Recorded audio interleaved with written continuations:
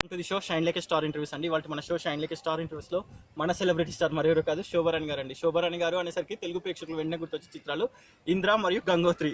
చాలా మూవీస్ చేశారు, but people మాత్రం till today though don't forget Indra and Gangotri అండి. That is the major reason behind your performance. ఒక్కసారి మా వ్యూవర్స్ కోసం మీరు ఇంట్రడ్యూస్ చేసుకోండి.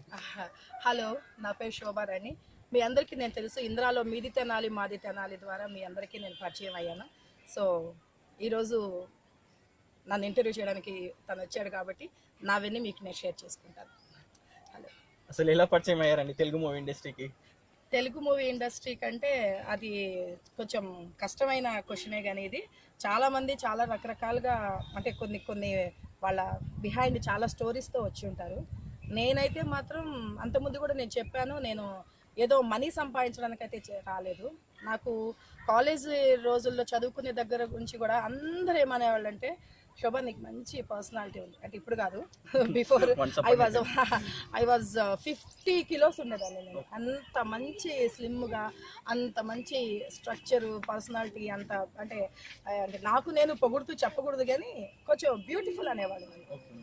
సో అలా అంటూ కాలేజ్లో కానీ ఫ్రెండ్స్, ఇంకా ఇంట్లో వాళ్ళు, ఇంటి పక్కన వాళ్ళు అలా అంటూ ఉంటే మా డాడీకి కొంచెం కోపం వచ్చేది.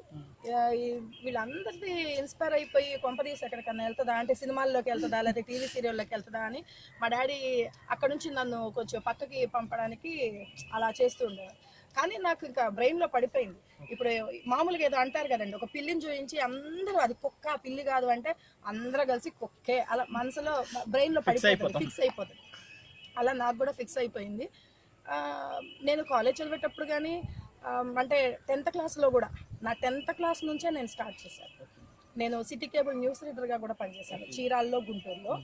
తర్వాత చదువుకుంటూ మోడలింగ్, తర్వాత స్టేజ్ పర్ఫార్మెన్సెస్, అంటే ఓన్లీ కాలేజ్లోనే, బయట కాదు. బయట అయితే నేను ఎక్కడ చేయలేదు, అబద్ధం ఎందుకు. సో కాలేజ్లో డ్యాన్స్, నేను సిస్టర్స్ కాన్వెంట్లో చదివాను కాబట్టి వాళ్ళకి ఎక్కువ కల్చరల్ యాక్టివిటీస్ అంటే చాలా ఇష్టం. సో ప్రతి దానిలోనూ, దేనిలోనైనా ఒక డ్యాన్స్ అన్న కానీ ఫస్ట్ నా హ్యాండ్ పైకి లేసేది. డ్యాన్స్కి ఎవరు వస్తారంటే నేను, డ్రామాలో నేను, ఇక అన్నిట్లో నేనే. అట్లా వస్తూ వస్తూ వస్తూ కొంతకాలం తర్వాత నాకేమైపోయిందంటే, నేను ఎట్లయినా సరే యాక్టింగ్ చేయాలి. అందులో నాకు టీవీ మీడియాలో ఉంది కదా, న్యూస్ రీడర్గా నేను చేశాను చెప్పాను. ఎస్. సో నేను గుంటూరులోనూ చీరాల్లో చెప్పేసరికి నాకు ఆ ఫియర్నెస్ కూడా పోయింది, ఆ భయపడ్డం. ఆ కెమెరా అంటే నాకు ఈజీ అయిపోయింది. వెన్ ఐ వాజ్ 17-18 years అప్పుడే ఈజీ అయిపోయింది. సో అలా చేస్తూ ఉండగా నేను డిగ్రీ ఫైనల్ ఇయర్ చదివేటప్పుడు గౌతమ్ రాజు గారు, గుండు హనుమంతరావు గారు, ఐరన్ లెగ్ శాస్త్రి గారు, వీళ్ళంతా స్కిట్స్ చేయడానికి కాలేజెస్కి వచ్చేవాళ్ళు. సో మా కాలేజ్ తరఫు నుంచి కూడా పిలిచినట్టున్నారు. సో నాకు తెలియదు. నేను కాలేజీలో ప్రెసిడెంట్గా చేశాను.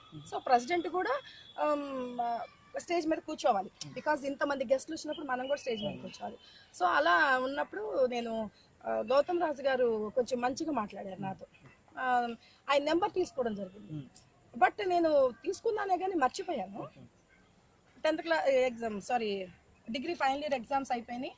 మా డాడీ నన్ను ఎంఎస్సీ కానీ బీఎడ్ కానీ చేయించాలని, అసలు ఫస్ట్ డాక్టర్ చేయాలని అనుకున్నారు. నేను 2 times 3 times అటెంప్ట్ చేశాను ఎంసెట్, కానీ రాలేదు. సో వదిలేశాను, ఇంట్రెస్ట్ లేదు కదా. అసలు ముందు ఇండస్ట్రీకి రావాలని కదా ఇంట్రెస్ట్, చదువు మీద ఎక్కడ వస్తుంది, చదువు మీద రాదు. సో దీనివల్ల ఏమైందంటే అది పక్కన పెట్టేశాను. ఎలాగైనా సరే ఇండస్ట్రీకి రావాలి. సో ఎవ్వరూ లేరు, నేను ఎలా రావాలి? కొన్ని ఎవరన్నా వస్తే, ఎవరన్నా మన పక్కనోళ్ళు లేకపోతే మన పక్కింటోళ్ళు, ఫ్రెండ్సో ఎవరో అట్లాంటి వాళ్ళు ఎవరన్నా వస్తే వాళ్ళ ద్వారా వెళ్ళొచ్చు అనుకోవచ్చు. కానీ నాకు ఎవరు లేరు తెలిసిన వాళ్ళు. అయినా ట్రై చేశా. ఎగ్జామ్స్ అయిపోయినాయి, హాలిడేస్లో నేను ఇంటికి వెళ్ళిపోయిన తర్వాత జెమినీ టీవీలో యాంకర్స్ కావాలి అని చెప్పేసి పడింది. సో నేను అప్లై చేస్తే వాళ్ళు నన్ను రమ్మన్నారు. కానీ ఒక విషయం ఏంటంటే అది ఫేక్. అక్కడ మీరు ఎలాంటి అనుభవం ఎదుర్కొన్నారండి? నేనేం చేశాను, ఇది మరీ ఘోరం అసలుకి. మా అమ్మ నేను ఇద్దరం కలిసి మా డాడీకి ఏం చెప్పాం, మా డాడీకి ఇష్టం లేదు కదా నేను ఇండస్ట్రీకి రావడం. సో మా డాడీకి ఏం చెప్పామంటే, అక్కయ్య వాళ్ళ ఇంటికి వెళ్తున్నాం, హాలిడేస్ వచ్చింది కదా నాన్న. నాకు అప్పటికే బీఎడ్ ఎంట్రన్స్కి నాకు బుక్స్ తీసుకొచ్చి ఇంట్లో పెట్టారు. సో ఇప్పుడే కదా మొన్నే కదా ఎగ్జామ్స్ అయిపోయినాయి. రిలాక్సేషన్. రిలాక్స్, నాకు ఒక 10 days అన్న రిలాక్స్ కావాలి అని చెప్పి నేను మా అమ్మని కొంచెం బాగా, నాకు మా అమ్మ ఫ్రెండ్ లాగా ఉండేది అనమాట. అమ్మ వెళ్దాం అమ్మ ప్లీజ్ అమ్మ అంటే మా అమ్మ ఒప్పుకుంది. సో ఇద్దరం కలిసి అబద్ధం చెప్పాము డాడీకి. అబద్ధం చెప్పేసేసి ఇంకా మామూలుగా బస్ ఎక్కేసి వచ్చేసాము. అడ్రస్ తీసుకున్నాను. అడ్రస్ లక్డీ కపుల్లో ఆ హోటల్ పేరు నేను మర్చిపోయానండి నిజంగా. ఎందుకంటే ఇట్స్ బీన్ 17-18 years బ్యాక్ నేను చెప్తుంది, అసలు ఫస్ట్ ఇండస్ట్రీకి వచ్చినప్పుడు. సో నేను అడ్రస్ తీసుకుని ఆ రోజు ఎంత పిచ్చి వర్షం పడుతుందంటే హైదరాబాద్లో భయంకరమైనటువంటి వర్షం.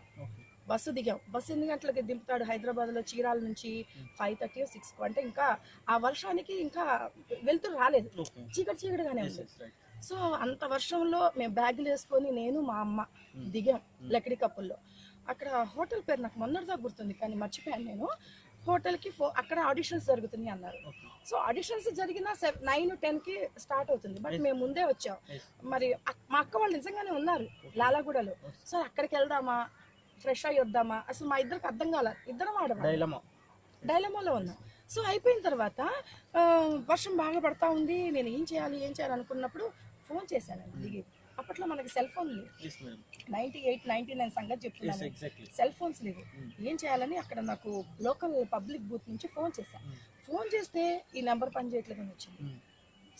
షాక్, ఇదేంటి నేను హైదరాబాద్ నుంచి వచ్చాను, నేను యాంకర్ని అయిదాం వచ్చాను, ఏంటి నాకు చీరాల నుంచి హైదరాబాద్ వచ్చాను, నేను ఏదో అవదామని వచ్చాను, ఏంటి నాకు ఫస్ట్ ఇట్లా. నేను మా డాడీని అబద్ధం చెప్పి వచ్చాము, నేను మా అమ్మ ఆడవాళ్ళని ఏం చేయాలి. అప్పుడు హైదరాబాద్లో ఏంటంటే మన బస్ దిగ్గానే ఆటో వాళ్ళు ఇలా కుమ్ముకుంటా వచ్చేసేవాళ్ళు. ఇప్పుడు కూడా వచ్చేసి మొత్తం ఎక్కడికి వెళ్ళాలి హిందీలో మాట్లాడేవాళ్ళు. మనకి హిందీ రాదు, మనం వచ్చింది ఆంధ్ర నుంచి. ఇదేంటి బాబు, అప్పటికి మా వెనకాల ఆటో వేసుకొని మమ్మల్ని మేము నడుస్తుంటే మా వెనక ఫాలో అవుతూనే వస్తూనే ఉన్నారు 2-3. దేవుడా ఏంటి కర్మ మాకు.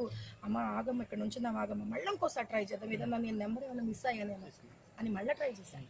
ట్రై చేస్తే లిఫ్ట్ అయింది, ఎవరో లిఫ్ట్ చేశారు. లిఫ్ట్ చేసి ఇది హోటల్ అండి, ఏ రూమ్ కావాలి మీకు అంటున్నారు. రూమా? అదేంటి ఇక్కడ ఇంటర్వ్యూ అండి, నా దగ్గర ఇచ్చారు, నేను ఫోటో పంపించాను, ఇదంతా ఏం లేవండి ఇక్కడ, మీకేం కావాలి, అసలు వర్షం పడుతుంది. నాకు వాడు పాప నిద్రలో లెగ్సి ఫోన్ ఎత్తినట్టున్నాడు, నన్ను కొంచెం విసుక్కున్నాడు. దేవుడా ఏంటి అనుకుంటా నేను మా అమ్మ ఒక షాపు క్లోజ్ చేసింది, షట్టర్ క్లోజ్ చేసింది. అక్కడ నుంచి నాకు వర్షం పడుతుంది కదా, చాలా పిచ్చి వర్షం, అసలు ఎంత భయంకరమైనటువంటి వర్షమో, తడిసిపోయే స్టేజ్లో ఉన్నాం. ఇలా నుంచో కానీ నాకు ఎందుకో స్ట్రైక్ అయిపోయింది. రాజన్ గారు అని చెప్పేసి, ఆయన పేరు రాజన్ గారు, నాకు బాగా గుర్తుంది. ఆయన ఫోటో సెషన్ చేసేటప్పుడు ఆయన హెడ్ అనమాట. కొన్నిసార్లు మోడలింగ్ ఫొటోస్ చేసేవాళ్ళు, వాళ్ళు అదంతా తీసుకెళ్ళి వర్క్షాప్లోకి వెళ్ళి ఫొటోస్ ఎవరు బాగా చేశారు అలాంటిది ఉండేది. నేను ఇంటర్మీడియట్ దగ్గర నుంచి నేను వాళ్ళ మోడలింగ్ చేస్తున్నాను, వాళ్ళు వచ్చి ఫొటోస్ తీసుకునేవాళ్ళు. సో గుర్తొచ్చారు, టకటక డైరీ తీస్తే గౌతమ్ రాజ్ గారు ఫోన్ నెంబర్ గుర్తు రావట్లా. ఆయన నాకు ఆ టెన్షన్ లో స్ట్రైక్ అవ్వాలి కదా, కాదు మనకి బ్రెయిన్ అంతా డెడ్ అయిపోయినట్టు అవుతుంది. వర్షము, రెండోది వాడు ఫోన్ ఎత్తి ఇది ఒకటి ఫస్ట్ లిఫ్ట్ చేయలేదు, రెండోసారి లిఫ్ట్ చేశాడు, ఇది హోటల్ రూమ్ అంటున్నాడు, ఏ రూమ్ అంటే ఏదో హడావుడిగా ఉందని చెప్పేసి మాకు అంత చల్లో కూడా చెమటలు వచ్చేసినాయి నాకు, మా అమ్మకి. అంత వర్షంలో కూడా మా అమ్మకైతే ఏడుపు స్టార్ట్ అయిపోయింది. ఏడ్చేస్తుంది మా అమ్మ ఆగమ్మ ప్లీజ్ అమ్మ ఆగు, ఒక్క నిమిషం ఆగని చెప్పేసి నేను ఆయనకి ఫోన్ చేశాను. ఫోన్ చేస్తే నిజంగా దేవుడు ఉన్నాడండి, అంత బాధలో కూడా దేవుడు అనేవాడు ఒకడు ఉన్నాడు మనకి. మేము ఎక్కడైతే దిగామో లక్డీ కపుల్లో ఒక 2 shops తర్వాత సార్ వాళ్ళ ఫోటో స్టూడియో, రాజన్ గారు ఫోటో స్టూడియో. అమ్మ దేవుడా నిజంగా చాలా బతికిచ్చావు.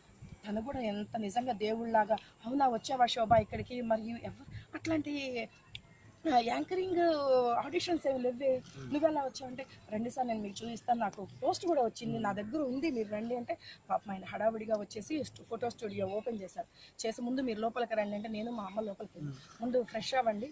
ఇక మేము నైట్లో అంతా జర్నీ చేసి వచ్చాం కదా, ఇక బ్రష్ చేసేసుకుంటే ఆయన మాకు టిఫిన్ తీసుకొని వచ్చి, ఫస్ట్ ఆకలేస్తుంది కదా టిఫిన్ తెప్పించి, ఇక వర్షంలో వేడివేడిగా ఇడ్లీలు అవి వేస్తుంటారు కదా పక్కన బండ్ల మీద కొట్లల్లో, నాకు తీసుకొచ్చి కానీ నేను మా అమ్మ ఫస్ట్ తిన్నాం. మరి ఏం చేస్తారు మీరు, ఏంటి కథ అనగానే, ఏమండి నాకు ఇదేదో మోసము, నిజంగా మోసమే ఇది, ఎవరు ఏ ఆడిషన్ లేదు, ఆ హోటలు అంత తాగినోళ్ళు అందరూ ఉంటారు అందులో, అని చెప్పగానే బాబోయ్ మేము ఎక్కడ చీరాలు ఎక్కడ హైదరాబాద్ ఎక్కడ అక్కడ నుంచి వచ్చామండి వద్దులేండి అని ఇక నాకు కూడా ఏడ్చేసి ఆయన కూడా అన్నాడు ఇలాంటి వాటి నువ్వు నమ్మొద్దు ఏ జెమిని ఇంటర్వ్యూస్ లేవు ఏమి లేవు నువ్వు ముందు అర్జెంటుగా మీరు ఇంటికి వెళ్ళిపోండి ఏ జెమిని ఆడిషన్స్ లేవు ఏమి లేవు నీకు అసలు యాంకరింగ్ నీకు చూసి ఇదంతా రాంగ్ ఎవడో ఫేక్ ఎవడో నిన్ను ట్రాప్ చేద్దామని అసలు ఆ కంపెనీయే ఫేక్ అంతా మీలాంటి వాళ్ళని అందరిని ఇవ్వడం నుంచి రప్పించి వాడు ఏదో చేద్దాం అనుకున్నాడు నువ్వు నిజంగా దేవుడు ఇక లక్కీ అయిపోయావని చెప్పి మీరు ఇంకా వెళ్ళిపోండి అంటే మేము అనుకున్నాం ఇక్కడ దాకా వచ్చాం కదా మళ్ళీ మాకు బస్సు ఉండాలంటే నైట్కే ఉంటుంది అప్పుడు సో అక్క వాళ్ళ ఇంటికి వెళ్ళిపోదాం లక్కీ కప్పులు అని ఇక మాకు తెలుసు ఎట్లా వెళ్ళాలి అంతకుముందు 2-3 times వచ్చాం సో ఆటో మాట్లాడుకొని మా అక్కయ్య వాళ్ళ ఇంటికి వెళ్ళిపోయాం అక్కడికి వెళ్ళిపోయిన తర్వాత అక్క వాళ్ళకి కూడా చెప్పాము అయ్యో ఎందుకు ఇంకా నయ్యో తొందరగా ఇంటికి వచ్చారో లేకపోతే మీ పరిస్థితి ఏమయ్యేదని వాళ్ళు బాధపడ్డారు తర్వాత రెండో రోజు అక్క వాళ్ళ ఇంట్లో ఫోన్ ఉంది మా పెద్దనాన్న వాళ్ళ ఇంట్లో ఫోను నెంబర్ చూసుకొని గౌతమ్ రాజు గారు నాకు స్ట్రైక్ అయ్యారు అమ్మ అనుకుని గౌతమ్ రాజు గారికి ఇంట్లో కూర్చున్నాయి తిన్నాం కదా కొంచెం రిలాక్స్ అయిపోయాం కూర్చొని గౌతమ్ రాజు గారికి ఫోన్ చేస్తే గౌతమ్ రాజు గారు షూటింగ్కి వెళ్తున్నారు 7:30 8:30 అవుతుంది ఆయన షూటింగ్కి వెళ్తున్నారు ఏం షూటింగ్ చల్మోహన రంగ అనే టీవీ సీరియల్ ధర్మవరపు సుబ్రహ్మణ్యం గారు డైరెక్టర్ జెమిని టీవీకి దాంట్లో సో అవునా వచ్చావా అమ్మ గుర్తుపట్టారు అసలు ఎంత నిజంగా వీళ్ళందరినీ దేవుళ్ళలోకి ఎస్టిమేట్ వేసుకుంటారు రాజన్ గారిని గౌతమ్ రాజు గారిని ధర్మవరపు సుబ్రహ్మణ్యం గారిని వీళ్ళందరూ నాకు నిజంగా నన్ను కొత్త లైఫ్ ఇచ్చిన వాళ్ళు వీళ్ళంతా ఎక్కడికో వెళ్లాల్సిందాన్ని భగవంతులు పురుషరూపంలో ఉన్న భగవంతులు మేడం నిజంగా ఒకవేళ నేనే మా అమ్మని ఒకవేళ మా అక్కయ్య వాళ్ళ ఇంట్లో వదిలిపెట్టి నేను బ్యాక్ వచ్చి ఆ హోటల్కి వెళ్తే ఏమైపోయేదానో నాకు తెలిసేది కాదు పోనీ మా అమ్మ నేనే ధైర్యం చేసుకుని ఆ హోటల్కి వెళ్తే ఏమైపోయాడు మొత్తానికి దేవుడు అన్నవాడు మమ్మల్ని ఏం చేశాడు ఒక మంచి వేలోకి పంపించాడు సార్ నన్ను రమ్మంటే ఫిలిం నగర్ నేను మా అన్నయ్య తీసుకొని వెళ్తే ధర్మవరపు సుబ్రహ్మణ్యం గారికి పరిచయం చేశారు చల్మోహన్ రంగ సీరియల్ స్టార్ట్ అదే రోజు స్టార్ట్ నా లెక్క చూడు అది ఆల్రెడీ అదే రోజు స్టార్ట్ సరే మా సీరియల్లో ఒక సినిమా షూటింగ్ ఉంటుంది దానిలో హీరోయిన్ నాకు చేస్తావా రేపే షూటింగ్ అన్నారు ఓకే రేపే నేను చేస్తానండి అన్నాను రెండో రోజు మళ్ళీ యాజ్ యూజువల్ వెళ్ళాము అప్పుడు ఏముంది బస్సులో వెళ్ళాము బస్సు ఆటో అట్లా వెళ్ళాము వెళ్తే నాకు తిలక్ గారు నా పక్కన కామెడీ ఫస్ట్ నేను చేసిన టీవీ సీరియల్లే కామెడీ టచ్ అయింది కాబట్టి నేను దాన్ని ఎక్కడ నేను మర్చిపోకుండా అప్పటి నుంచి ఇప్పటి వరకు నాకు కామెడీ అంటే ఇష్టం ఇప్పటి వరకు కూడా నేను ఎక్కువ శాతం మీరు చూసుంటారు సినిమాల్లో కానీ సీరియల్స్ కానీ కామెడీ ఆ టచ్లో వస్తూనే ఉన్నా మరిన్ని అప్డేట్స్ తెలుసుకునే ముందు మీరు సబ్స్క్రైబ్ చేసుకోండి షైన్ లక్కీ స్టార్ ఇంటర్వ్యూస్ అండి థ్యాంక్ యూ వ్యూవర్స్ అందరూ ఆసక్తిగా ఒక బ్యాచిలర్ లైఫ్లో ఇన్ని అడ్డంకులు ఉంటాయా ఇన్ని అడ్డంకుల్ని ఒక సింగిల్ బ్యాచిలర్ ఎలా ఫేస్ చేసిందని వ్యూవర్స్ అందరూ అనుకుంటుంటారు మీరు ఒక్కసారి పెదవిప్తే బాగుంటుంది ప్లీజ్ తప్పకుండా చెప్తాను అప్పుడు 99 ఆ టైంలో నా వయసు 17 అట్లా ఉండేది 17-18 ఇప్పుడు ఆల్మోస్ట్ 2017కి వచ్చింది కదా నియర్లీ 39-40లో ఉన్నాను నేను సో అప్పుడు బ్యాచిలర్ లైఫ్ మేము అనుభవించింది వేరు ఇప్పుడు బ్యాచిలర్స్ అంతా బ్యాచిలర్స్ కాదు బాబోయ్ వాళ్ళు చాలా మంచి పవర్ఫుల్ బ్యాచిలర్స్ అనుకోవచ్చు వాళ్ళని ఏంటంటే ఇప్పుడు వాళ్ళంతా ఏంటి కొంచెం ధైర్యం ఎక్కువైపోయింది వాళ్ళకి సో వాళ్ళు ఏదైనా చేయగలరు అప్పుడు ఏంటంటే మేము కొంచెం మాకు ఒక కట్టుబాట్లు ఒక ఫ్యామిలీ కొంచెం భయం వాల్యూస్ వాటి తెలిసిన వాళ్ళం కాబట్టి కొంచెం భయము చెయ్యాలని ఏదన్నా ఒక సీరియల్లో కానీ సినిమాలో కానీ వెళ్ళాలని ఆసక్తి ఉన్నా అమ్మ నాన్న ఏమంటారో అదొక భయం వాళ్ళని ఎదిరించే అంత స్కోప్ మాకు లేదు ఇప్పుడేంటి వింటే వినో లేకపోతే లేదు అని అంటున్నారు ఎందుకంటే నాకు 2 పిల్లలు నాకు తెలుసు అంత ఒక తల్లిదండ్రిని ఎలా ట్రీట్ చేస్తున్నారంటే ఇప్పుడు నేను ఇది చేస్తా అంతే అని అట్లా చెప్తున్నారు మేము అప్పుడు ఏంటంటే భయపడేవాళ్ళం ఒకవేళ వద్దు అన్నారు అనుకోండి ఏడుస్తూ కూర్చునేవాళ్ళం ఆ ఏడుపుని చూడలేక సరే ఓకే అనే స్టేజ్కి మేము రప్పించుకునేవాళ్ళం అప్పట్లో నా బ్యాచులర్ లైఫ్ ఏంటంటే నేను మొత్తం కాలేజ్ ఫస్ట్ నుంచి కూడా 10th నుంచి కాదు 1st to 5th SRRMH school అని చెప్పేసి చీరాల్లో ఒక స్కూల్లో చదివాను అది కోఎడ్ బాయ్స్ అండ్ గర్ల్స్ అంతా కలిసే తర్వాత 6th నుంచి 9th వరకు Saint Joseph's girls high school అని నన్ను గర్ల్స్ మా డాడీ హాస్టల్లో పెట్టారు ఇంకా బాగా బెటర్మెంట్ చదువు కోసం హాస్టల్లో కాన్వెంట్ అనమాట సిస్టర్స్ డే అక్కడ నుంచి నాకు కొంచెం మార్క్స్ తక్కువ వచ్చాయి. నాదంతా ఈ ఫీల్డ్ కదా, నేను already I told you before. So నాకు అంతా ఈ అంటే ఎడ్యుకేషన్ నాకు అంతగా అవ్వలేదన్నమాట. ఎంటర్టైన్మెంట్ ఫీల్డ్లో అని నాకు వచ్చేసరికి నేను చదువు నాకు అంటే యావరేజ్ కూడా కాదు, బిలో యావరేజ్ అనే చెప్పుకోవచ్చు. సో నేను మా డాడీ మమ్మీని పిలిచేసి సిస్టర్స్ చెప్పారు, ఇంత భయంకరమైన స్టూడెంట్ మాకు దగ్గర లేరండి, మరీ చదవట్లేదు తను, మీరు 10th క్లాస్ కదా, కొంచెం దగ్గరుండి చదివించుకుంటే బెస్ట్, మీరు మీ ఇంటికి తీసుకొని వెళ్ళి చదివించుకోండి అని అన్నారు. సో మా డాడీ నన్ను మళ్ళా ఏ స్కూల్కి అయితే వచ్చానో అదే SRRMH స్కూల్ చీరాలలో, ఆ స్కూల్కి నన్ను తీసుకొచ్చారు, అందులో పెట్టారు. మళ్ళీ సేమ్ నా ఫ్రెండ్స్ అంతా కలిసారు. నేను 1st to 5th చదివాను కదా అక్కడ, వాళ్ళంతా మళ్ళీ బాయ్స్ అండ్ గర్ల్స్ అందరం. నాకేంటంటే కోయిడ్లో చదవడం చాలా ఇష్టం, ఎందుకంటే అందరూ ఫ్రెండ్స్ లాగా ఉండొచ్చాను. కానీ మా డాడీ ఏంటంటే నన్ను ఎప్పుడు girls high school, girls college అక్కడ జాయిన్ చేయాలని. 10th అయిపోయిన తర్వాత ఇంటర్మీడియట్ కూడా నన్ను చీరాల్లోనే గవర్నమెంట్ ఉమెన్స్ కాలేజ్ అని చెప్పేసి అందులో జాయిన్ చేశారు. మళ్ళీ ఉమెన్స్ అక్కడ. నాదంతా నాకు కొంచెం పాష్గా కూడా ఉండేదాన్ని కాబట్టి నేను నేను ఒక బ్యూటిఫుల్ గర్ల్, నన్ను అందరూ బాగా చూడాలి, నన్ను అంతా అందరూ షీఈస్ వెరీ బ్యూటిఫుల్ అనుకోవాలి, అలాంటి. కానీ నేను ఎక్కడున్నాను, గర్ల్స్ హై స్కూల్లో, ఉమెన్స్ కాలేజీల్లో అట్లా ఉన్నాను. సరే అయిపోయిన తర్వాత మళ్ళా గుంటూరు ఉమెన్స్ కాలేజ్కి తీసుకొచ్చారు, మళ్ళీ అక్కడ ఉమెన్సే. సో అలా నా స్కూల్, నా కాలేజ్ మొత్తం ఆల్మోస్ట్ నేను women's college and girls high స్కూల్లోనే నాది అయిపోయింది. అయిపోయిన తర్వాత నేను డిగ్రీ అయిపోయిన తర్వాత నేను ఇండస్ట్రీకి వచ్చాను కదా. ఇండస్ట్రీకి వచ్చిన తర్వాత ఎక్కువ రోజులు నేను అక్క వాళ్ళ ఇంట్లో లేను. నేను ఎందుకు లేనంటే అమ్మ నన్ను వదిలిపెట్టేసి ఇంటికి వెళ్ళిపోయింది. మా డాడీకి మేము చెప్పింది 10 days మాత్రమే హైదరాబాద్లో ఉంటామని, కానీ 10 days అయిపోయింది. నాకు ఇక్కడ ఆఫర్ వచ్చింది. ఈ ఆఫర్తో పాటు ladies special, Apollo health fail. ఒకటేంటంటే మనకి టాలెంట్ ఉండాలని, కానీ టాలెంట్ ఉన్న తర్వాత ఒక దగ్గరికి వెళ్తే ఇంకొకరు పరిచయం అవుతారు. ఇంకొక ప్రొడక్షన్ మేనేజర్, అమ్మాయి బాగా యాక్ట్ చేస్తుంది, సన్నగా చక్కగా చిన్నపిల్ల, 19 years, బాగా యాక్టివ్గా ఉంది, మా సీరియల్లో చేస్తావా అలానే వాళ్ళు అప్పట్లో. సో అలా ఒప్పుకోవడం వల్ల ఏంటి, నేను ఫుల్ బిజీ అయిపోయాను. జెమినీ టీవీలో హలో బాగున్నారా అనే ప్రోగ్రామ్కి యాంకర్గా కూడా పనిచేసాను 1 year. సో ఇంత బిజీలో ఉన్నప్పుడే మా అమ్మ ఏమందంటే ఓన్లీ 10 days కోసమే అనుకుంది పిచ్చిది, మొత్తానికి ఇక్కడ సెటిల్ అయిపోతాన్న సంగతి ఆమెకు తెలియలేదు. సో వెళ్దాం రా అంటే నేను రాను, ఇదేంటి నేను రాను, నేను ఎందుకు వస్తాను, నేను ఫుల్ బిజీగా ఉన్నాను.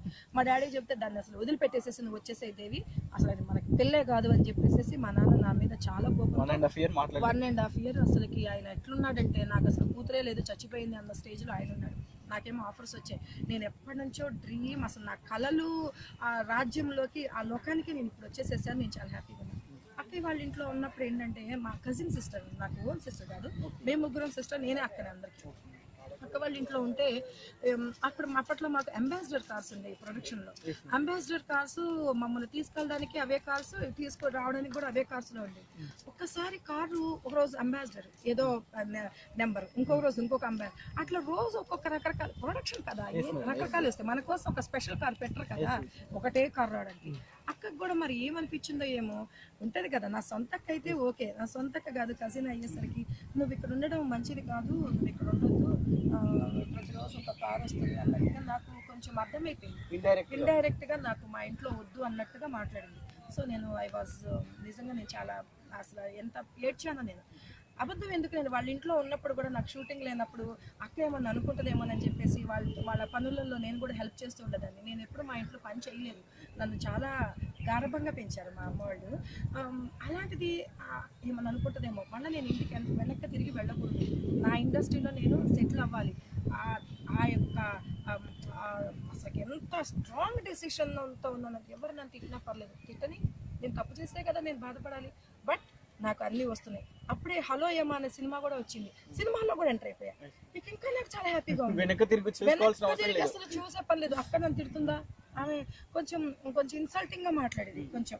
సినిమా వాళ్ళు ఇట్లా అట్లా నన్ను నా గురించి కాదు, బుజ్జి, నన్ను పెద్ద బుజ్జి అనేవాళ్ళు ఇంట్లో, నా గురించి కాదు, చూసిన వాళ్ళు మా ఇంటికి ఏంటి అమ్మాయి ప్రతిరోజు కార్లో వస్తుంది, వేరే రకంగా అనుకుంటున్నారని. కానీ నాకు కూడా ఫ్రెండ్స్ అయ్యారు కదా సినిమా ఫీల్డ్, వాళ్ళకి నేను చెప్పేదాన్ని. చెప్తే ఎందుకు మరి శోభ, అంత ఇష్టం లేనప్పుడు ఇంకా వాళ్ళ ఇంట్లో కొట్టడం, అందులో ఇండస్ట్రీకి చాలా దూరంగా కూడా ఉన్నారు, లాలా కూడా అంటే చాలా దూరం, ఇటు వచ్చేసేసి అప్పుడు మాకు బంజారా హిల్స్ రోడ్ నెంబర్ 1లో బ్రహ్మాందరెడ్డి గారు అని చెప్పేసి ఆయన ఇంకొక దేవుడు నాకు.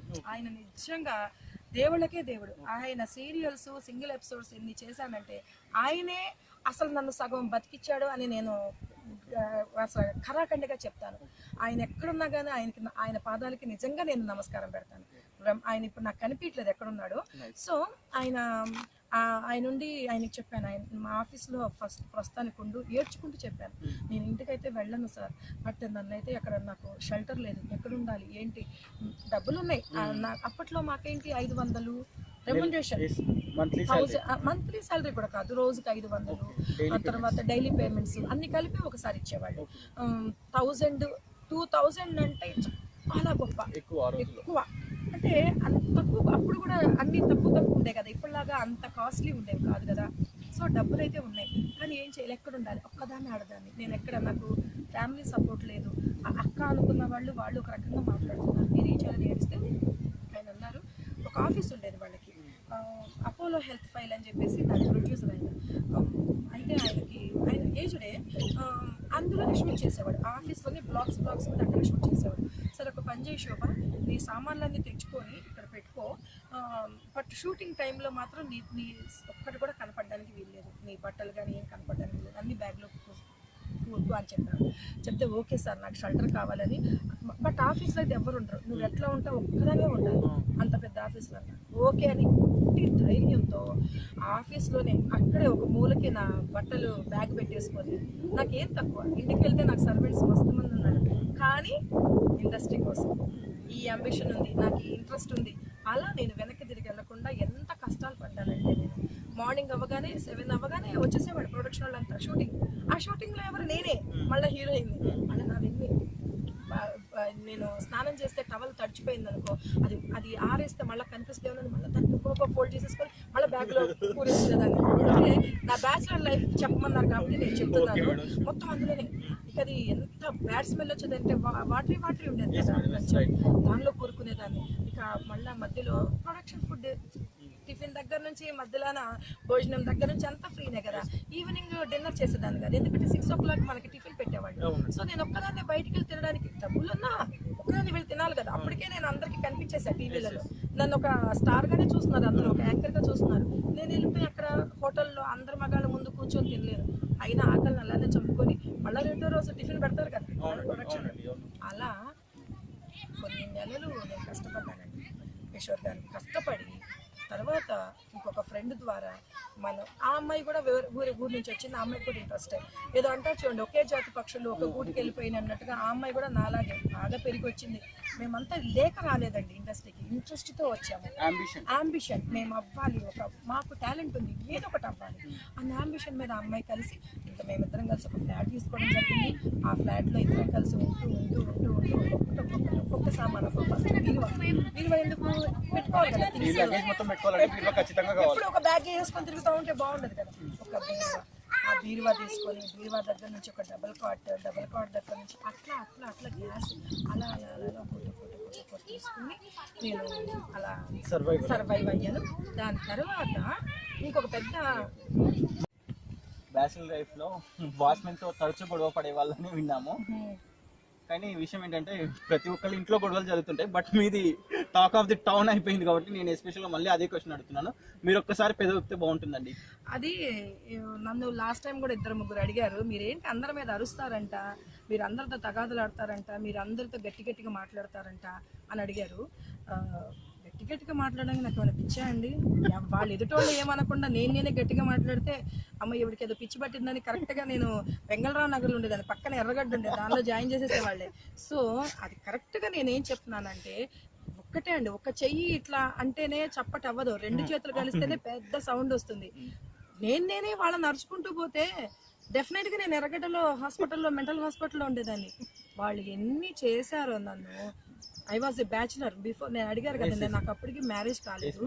బ్యాచులర్గా ఉన్నప్పుడు నేను ఒక్కొక్క సామాను కొనుక్కొని నేనేం చేశానంటే మొత్తం అరేంజ్ చేసుకున్నానండి. ఎందుకంటే నేను మా అమ్మ వాళ్ళకి మనీ పంపించాల్సినంత అవసరం లేదు, నా మీద ఎవరు డిపెండెన్స్ లేరు.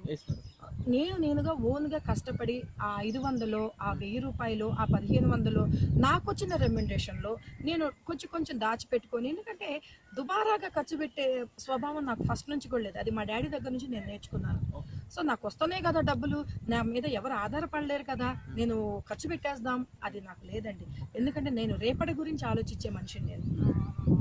నాకు ఒక 10 రూపాయలు వచ్చినాయి అంటే దానిలో నేను 2 రూపీస్ ఖర్చు పెట్టేసి 8 రూపీస్ నేను దాచిపెట్టుకో అనే అలాంటి మనస్తత్వం నాది. లేడీస్ బేసికల్లీ అలాంటి మెంటాలిటీ అంటే చాలా మంది ఉంటారు, చాలా మంది కూడా ఉంటారు. అది వాళ్ళ యొక్క మనస్తత్వాన్ని బట్టి ఆధారపడి ఉంటుంది. నేనైతే మాత్రం నా మెంటాలిటీ అదేనండి. నేను ఎవరికి ఇవ్వను, ఒకళ్ళ దగ్గర తీసుకోను. అది నాకు ఫస్ట్ నుంచి కూడా మా డాడీ దగ్గర నుంచి నేను నేర్చుకున్న గొప్ప ఫస్ట్ లెసన్ అది. సో మనీ దాచిపెట్టుకున్నాను, అన్ని చెప్పాను కదా, బీరువా కొనుక్కున్నాను, మంచం కొనుక్కున్నాను, ఫ్రిడ్జ్ కొనుక్కున్నాను, ఒక ఫ్యామిలీ ఏమేమి కావాలో అవన్నీ కొనుక్కొని బెంగళూరు నగర్లో ఒక ఫ్లాట్ రెంట్కి తీసుకున్నానండి. Double bedroom. మరి సింగిల్ బెడ్రూమ్ చాలదు కదా. అప్పటికే మా అమ్మ నాతో మాట్లాడుతుంది, మా డాడీ 1.5 year తర్వాత వచ్చి నాతో మాట్లాడుతున్నారు. బికాస్ నేను ఆల్రెడీ యాంకర్గా చేస్తున్నాను, నేను వెళ్ళింది ఎందుకు పిచ్చి వేషాలు వేయడానికి కాదు, నేను కష్టపడి యాక్టింగ్ చేయడానికి. కానీ అందరికీ తెలిసిపోయింది, నేను జెమినీ టీవీలో అటు ఈ టీవీలో కనిపిస్తూనే ఉన్నా. మీరంటే ఏంటో ప్రూవ్ చేసేసుకున్నాను. అప్పటికే నేను ఒక టీవీ స్టార్గా నేను తెలిసిపోయాను అందరికీ. సో నేను కొనుక్కున్న తర్వాత నేను ఒక్కదాన్నే ఉండేదాన్ని. నాకు పనోళ్ళు ఉండేవాళ్ళు. మా ఊరు నుంచి మా అమ్మ నాకు ఎప్పుడు 2 పనోళ్ళని పెట్టేది. వంట చేయడానికి ఒకళ్ళు, నాకు అసిస్టెంట్గా ఒకళ్ళు. సమ్ టైమ్స్ వంట చేసే అమ్మాయి నాతో అసిస్టెంట్గా వచ్చేది. వాట్ ఎవర్ అట్లా ఏదో చేసుకుంటూ ఉన్నాను. వీళ్ళకి మరి మరి జెలస్ వచ్చిందో అక్కడ వాళ్ళకి నాకైతే తెలియదు కానండి. అపార్ట్మెంట్లో నేను మంచి బట్టలు వేసుకొని, అప్పటికే నేను కారు ఫస్ట్ మారుతి 800 కొనుక్కున్నాను, తర్వాత జెన్, తర్వాత ఎసెంట్, అలా గ్రాడ్యువల్గా నా కారు కూడా పెరుగుతూ ఉంది. ఎందుకంటే నేను మనీ స్టెప్ బై స్టెప్ దాచిపెట్టుకోవడం మొదలుపెట్టి నాకు నేనే కష్టపడి చేసుకుంటున్నా.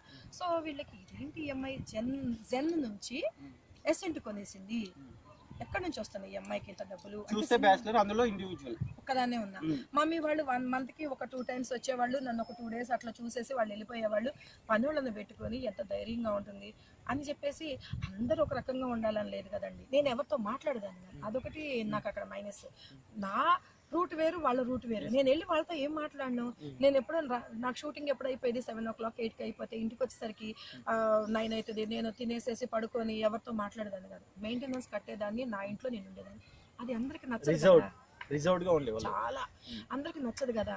అందరితో కలవాలని ఉంటుంది వాళ్ళకి. అమ్మాయి ఏంటి తలిపేసుకుంటుంది, మాట్లాడదు.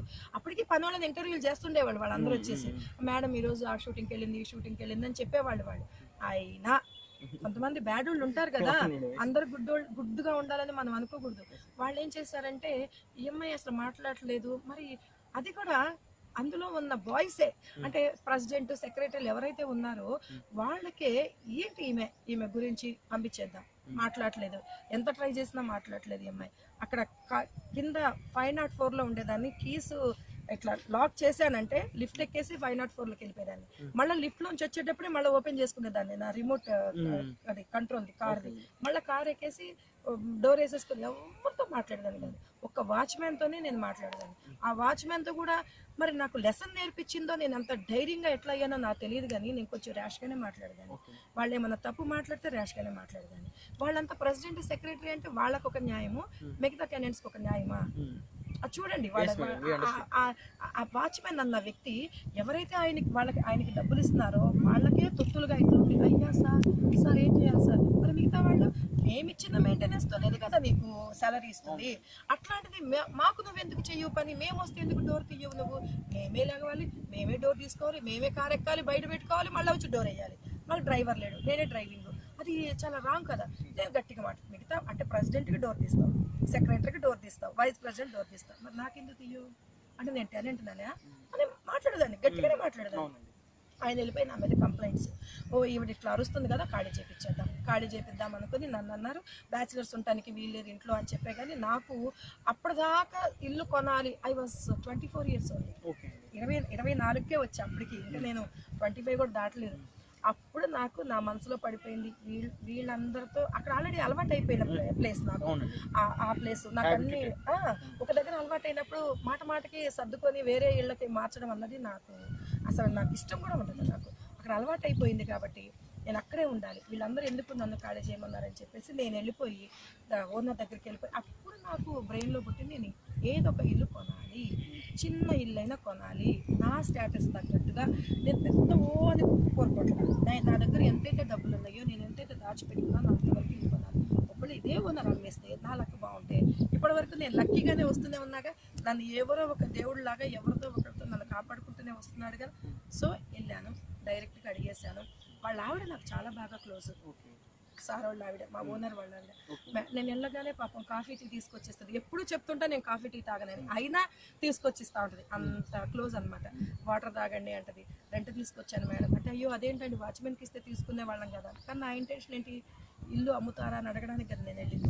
అడిగితే వాళ్ళు నిజంగా నాకు ఇంకొక దేవుళ్ళు వాళ్ళు. నిజంగా నాకు ఎంతమంది ఉన్నారో చూడండి నా లైఫ్లో దేవుళ్ళు. వాళ్ళు ఏమన్నారంటే, సో మేమైతే అమ్మాలని ఉందండి, మాకు కూడా ఒక చిన్న పనులు, మేము మా ఇంటిని కొంచెం పైన ఇంకొక వేస్తాం అనుకుంటున్నాం, మాకు కొంచెం మనీ అవసరం ఉంది, కానీ మాకైతే మాత్రం డైరెక్ట్గా ఒకటేసారి డబ్బులు అప్పట్లో 10 lakhs కావాలి. ఒకటేసారి డబ్బులు ల్యాక్స్ ఎక్కడి నుంచి వస్తాయి? నేను ఏదో నాకు అప్పుడు నా రెమ్యునరేషన్ ఒక 3,000, 4,000, 5,000 పెరిగిపోయింది. గ్రాడ్యువల్గా పెరుగుతుంది కదా. మూవీస్లోకి వెళ్ళేసరికి 6, 7 అట్లా వచ్చేసి దాచిపెట్టుకుంటున్నా. కార్కి ఈఎంఐ కట్టుకుంటున్నా కొంచెం. ఇంకా నాకు డిపెండెన్స్ లేరు కాబట్టి, డబ్బు అంతా నాదే కాబట్టి అట్లా నేను మేనేజ్ చేసుకుంటూ ఉన్నా. అనగానే వాళ్ళు అమ్ముతామండి అన్నారు, బట్ ఒకటేసారి కట్టాలన్నారు. ఒకటేసారి అంటే నా వల్ల కాదండి అన్నారు. అయితే మరి ఎట్లా అనగానే 3 times ఇస్తాను ఇన్స్టాల్మెంట్ 3 times. వాళ్ళ మా డాడీకి ఫోన్ చేశాను, మా డాడీ వచ్చారు, మా డాడీ హెల్ప్ చేశారు. మొత్తానికి విత్ కార్ పార్కింగ్ మొత్తం మనీ ఇచ్చేసాము, వితౌట్ ఫినాన్స్. అసలు ఫినాన్స్ ఏ బ్యాంకుకి వెళ్ళలేదు, ఫైనాన్స్ కోసం ఎవరి దగ్గర నేను అప్పు తీసుకోలేదు, ఒకటేసారి కొనేసేసాను. చక్కగా ఎవరైతే నన్ను ఇంట్లోంచి వెళ్ళమన్నారో వాళ్ళకే ఓనర్స్ అసోసియేషన్ పేర్లు రాసి ఇవ్వమంటే నా పేరు రాసి వాళ్ళకి ఇచ్చాను. వాళ్ళు షాక్ తిన్నారు.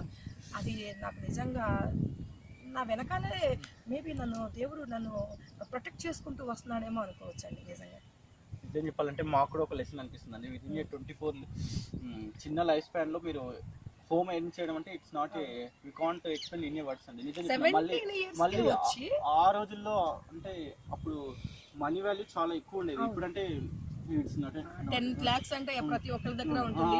అప్పుడు 10, అందులోనూ కష్టపడి రూపాయి సంపాదించుకున్న వాళ్ళకి తెలుస్తుంది ఆ బాధ ఏంటో. అది నేను గ్యాదర్ చేసుకొని మనీ అంతా ఆయనకి ఇచ్చేసాను. నా సొంత ఇల్లు నాకు అట్లా అనిపించుకున్నాను. నా సొంత ఇంట్లో నేను ఉండగలను. వాళ్ళు మాత్రం కదండి షాక్ అవ్వడం, నేను కూడా షాక్ అవుతున్నాను నిజంగా. అంటే ఇది ఒక స్టోరీ మాకు అందరికీ, వ్యూవర్స్ కూడా అందరికీ ఇన్స్పిరేషన్ అండి. నిజంగా చెప్పాలంటే till today many people they don't think about their future, but it's an inspirational story for us. Thanks a lot for giving such valuable information అండి. మరిన్ని అప్డేట్స్ ముందు మీరు సబ్స్క్రైబ్ చేసుకోండి షైన్ లైక్ స్టార్ ఇంటర్వ్యూస్ అండి. Thank you. ఎస్పెషల్గా మీ movies విషయానికి వస్తే నరసింహనాయుడు ఫస్ట్ మాకు వెంటనే గుర్తొచ్చేది ఇంద్రా మూవీ, గంగోత్రి, నరసింహనాయుడు, మా ఆవిడ మీద మీ ఆవిడ చాలా మంచిది, హంగామా అంటే ఎన్నో విజయవంతమైన మూవీలు చేశారు. నియర్లీ అబౌట్ 200 మూవీస్ పైగా చేశారు. బట్ వన్ థింగ్ ఏంటంటే వి అబ్జర్వ్ దట్ పందే మూవీలో కొంచెం వల్గారిటీగా నటించారండి మీరు. ఏం మాట్లాడుతున్నావా నువ్వు? ఏ మూవీస్ గురించి ఏం మాట్లాడుతున్నావు నువ్వు? మీ ఎక్కడి నుంచి వస్తారు మీరందరూ ఆ ఇంటర్వ్యూలు తీసుకోవడానికి? ఏం వల్గర్ చేశానయ్యా నేను? అసలు మనిషివేనా నువ్వు? I don't like this such type of questions అండి. నేను ఏం వల్గర్ చేశానండి? అసలు మూవీస్ అంటే నాలెడ్జ్ ఉండే వచ్చావా నువ్వు? చెప్పు, ఏం మాట్లాడుతున్నావు? నాకు అర్థం కావట్లేదు. ఇండస్ట్రీలో ఇంతమంది ఆర్టిస్టులు ఇలాంటి క్వశ్చన్స్ అడిగితే ఏం ఆన్సర్ చెప్తారు నీకు? ఏం వల్గర్గా చేశాను నేను అక్కడ? అందులో మూవీ అంటే ఏంటంటే ఒక సమాజానికి ఒక మంచి మెసేజ్ అందించేది మూవీ అంటారు. తెలుసుకో, మూవీస్ చూసేటప్పుడు కీన్గా మనసు పెట్టి మూవీస్ చూడు. వల్గర్ ఏం వల్గర్ ఉంది అక్కడ? అదొక కామెడీ. కొండవలస గారు, నేను, జగపతి బాబు గారు అసలు ఎంత పెద్ద ఆర్టిస్ట్, ఆయన వాల్యూ తెలుసు అసలు నీకు? ఇవాళ రోజున ఆయన విలన్ గా చేస్తున్నారంటే ఆయన చూసే సినిమా చూసేవాళ్ళు ఉన్నారు, ఆయన ఉంటేనే సినిమా చూడడానికి వచ్చేవాళ్ళు ఉన్నారు. తెలుసుకో, ఇంకోసారి ఎప్పుడు ఇట్లాంటి బ్యాడ్ క్వశ్చన్స్ అడగబారు. నాకు నచ్చదు ఇట్లాంటి క్వశ్చన్స్ అని. అర్థమైందా? అది కామెడీ, అదొక కామెడీ బిట్. ఆ కామెడీని చూసేవాళ్ళు ఎంతమంది? మీరు ఒకసారి యూట్యూబ్లోకి వెళ్తే ఎంతమంది వ్యూవర్స్ ఉన్నారో చూడండి ఆ కామెడీ. ఇంకొకసారి అట్లాంటి క్వశ్చన్స్ అడగదు, నాకు నచ్చదు. సినిమాల గురించి వల్గారిటీ అన్న వర్డే రావద్దు. ఒకవేళ వల్గర్ ఉంటే అవి వేరే సినిమాలు, నాట్ జగపతి బాబు గారు, not this big hero cinema. ఇందులో వల్గారిటీ ఉండదు.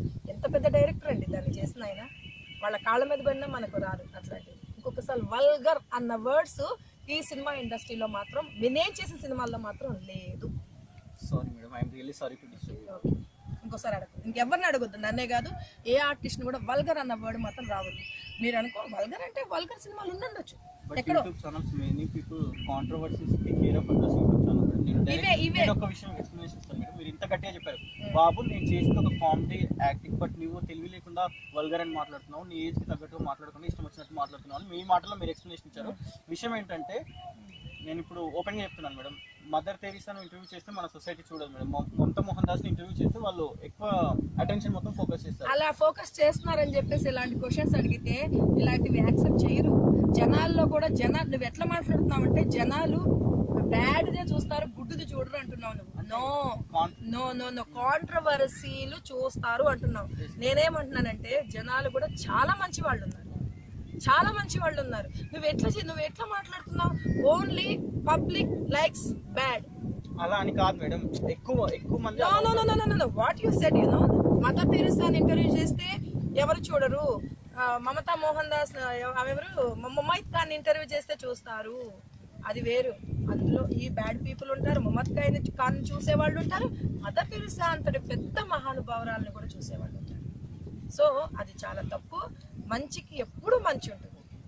I realised from you madam, because okay అండి, వ్యూవర్స్ అందరికీ చెప్తున్నాను, according to my thinking I think so అండి. నేను ఇక్కడ కాంట్రవర్సీస్ క్రియేట్ చేయట్లేదు. బట్ వన్ మోర్ థింగ్ ఏంటంటే నేను మదర్ తెరీసా గారిని తక్కువ చేయట్లేదు, మమతా మోహన్ దాస్ గారిని ఎక్కువ చేయట్లేదు. నేనేంటంటే నేను అబ్జర్వ్ చేసింది యాజ్ ఎ పర్సన్గా what I observe I'm expressing in this channel. That is the major reason. If I hurt any feelings, I am really sorry for this. Thank you for watching. Please subscribe Shine Like a Star Interviews. Thank you.